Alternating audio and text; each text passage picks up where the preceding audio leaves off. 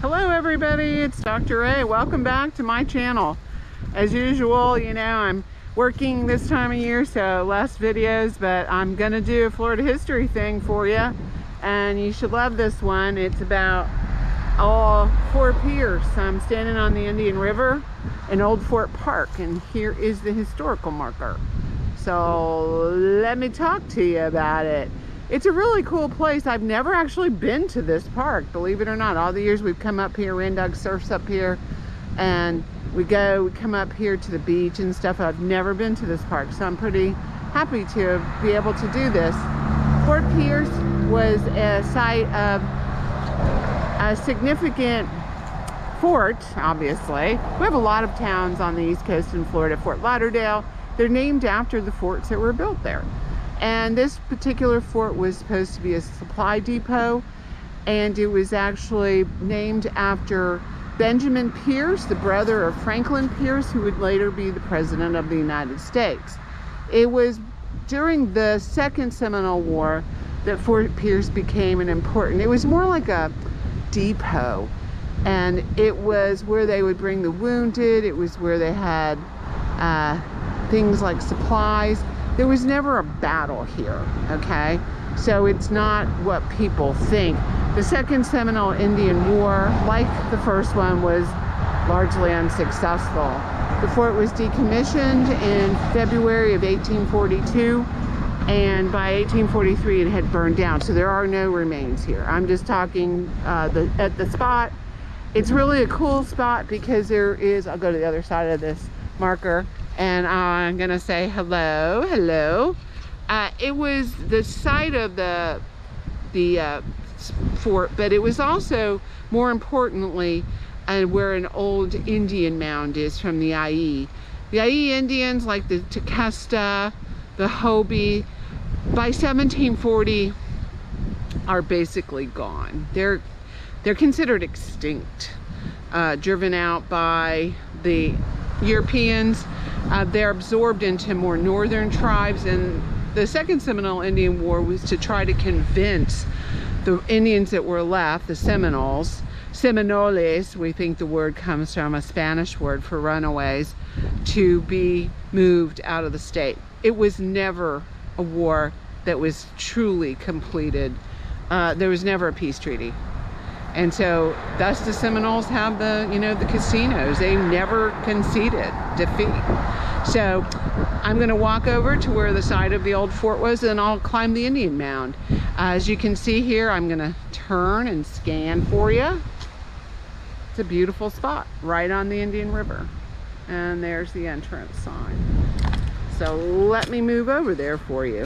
I'm walking over to where essentially the side of the fort. It would have been more like all along the front here of this property, with the mound being in back. I'll show you the marker.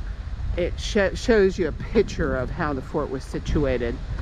Again, never saw action, but still an important place. St. Lucie County is one of the most important places for a while here on the East Coast, and Fort Pierce was a significant area.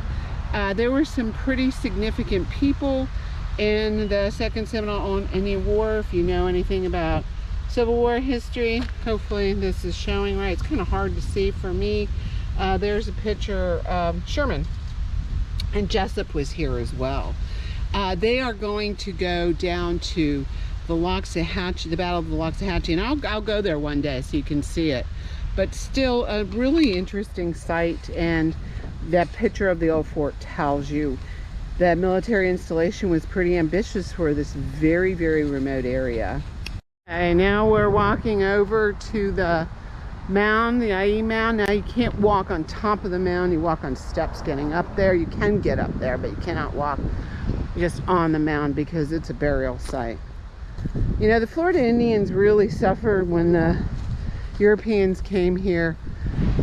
There's very little known about them. They had no writing, but we do have reports from Jonathan Dickinson, who was shipwrecked, and then he later wrote in his diary what happened to him. He was taken captive by the Indian Indians. And of course, you know, as a scholar, I don't ever say Indians, it's Amerindians, but for the purposes of this, and we can see that the native Floridians were called Indians, as were all the New World people, although that was a misnomer certainly. But let's go up to the mound.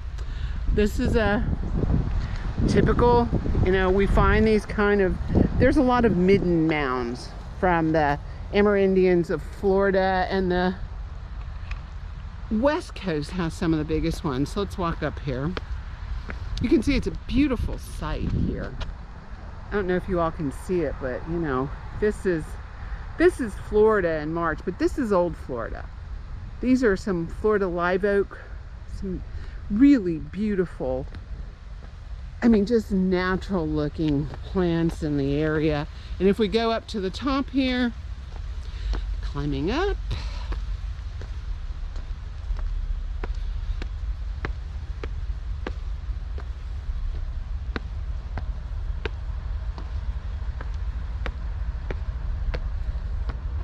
here we are at the top. You can see this is a pretty good site for the building of an Indian. This would have been an Indian village probably at one time. That's what the mound indicates. And you can see the side of the old fort. It's all down in there.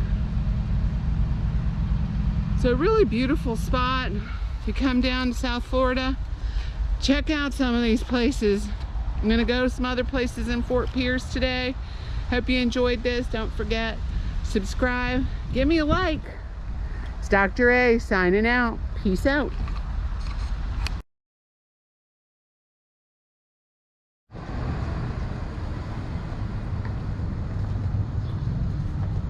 We're walking around downtown Fort Pierce. I'm sure you can see the Mediterranean influence here. Like many places on the East Coast, Fort Pierce has a big influence of that Spanish style, not only due to Addison Meisner, but the fact that the Spanish owned Florida first, you know, was showing you some stuff from St. Augustine. They were here first, and so we do have a definite Spanish flavor here. This cute t-shirt, thought it was awesome, and it's all locally done here at this local shop, Lotions and Potions. They had some really nice lotion and candles and everything else there. As you can see by the sign here, I'll get a little closer. I'm kind of shooting into the sun, sorry. The City Hall's down there, but it's the Sunrise Theater. They have some pretty good, you know, venues. They have good, it's a good venue. It's small. They have, like, they had the Whalers if you're into kind of more that style of music. They had the, I'm trying to remember who else we saw here. But anyway, it's pretty cool. Small.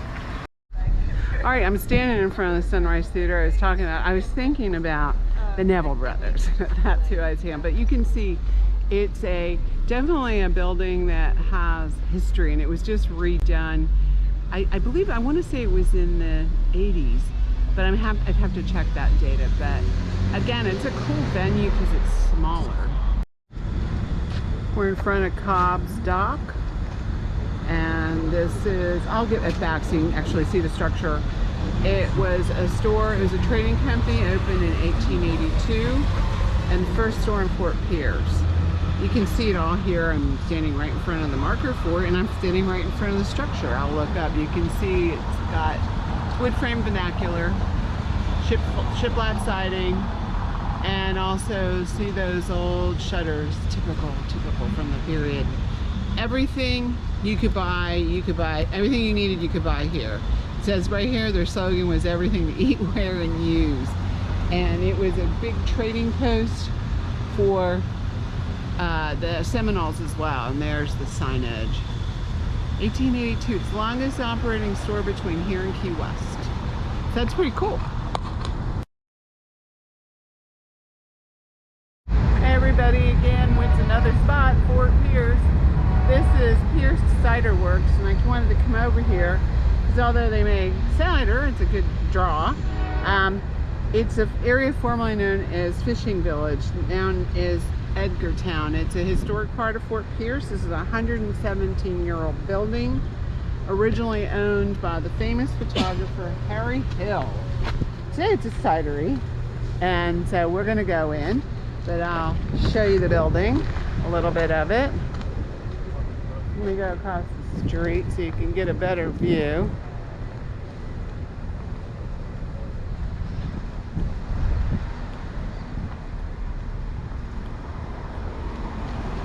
There it is. So this should be interesting. Looks like a cool place.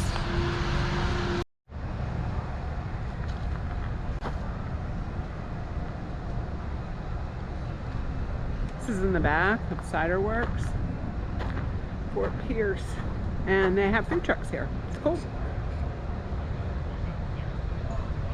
Looking for a good place to eat up here in Fort Pierce. This was recommended to us by a local. It was excellent. It is called Manatee Island. It's on the South Bridge. Come over the bridge. It's on the left-hand side. This is the Tiki Bar you're looking at. It's on the inlet. You can watch the boats. And I highly recommend the crab stuffed pretzels. They were awesome. They were delicious. I have to say that. Something totally different.